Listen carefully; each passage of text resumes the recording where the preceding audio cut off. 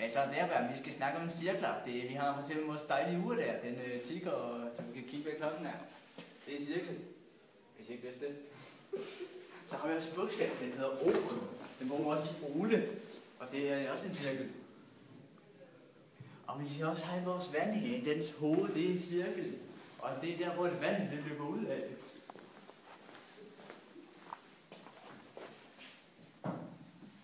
Så har vi også vores lille nøglehul. Det er der, hvor vi prøver nøglen ind. Hvor man så skruer den og så åbnes den. Men nok om det. Vi skal så snakke om vores dejlige cirkel. Vi har en cirkel. Og den er meget flot. Og den bruger vi også for det andre.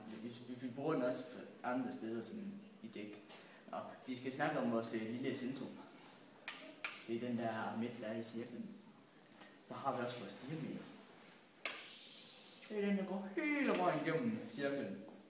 Og halvdelen af den diameter, det er radius. Og har vi også vores lille cirkelbue, som er på periferien.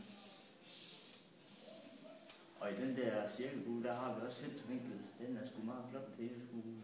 Vi har også trekantet i vores cirkel, det er sgu flot. Så har vi også en korte. Den er meget længere end en sekant. En sekant, det er sådan en, der er lidt kortere end den. Men der er så 360 grader rundt om sådan en cirkel der. Det er ligesom rundt om jorden 80 dage. Og hvis vi spiser halvdelen af den der cirkel der, så har vi 180 grader. Det er så sin halvcirkel. Og jeg kan ikke tale mere.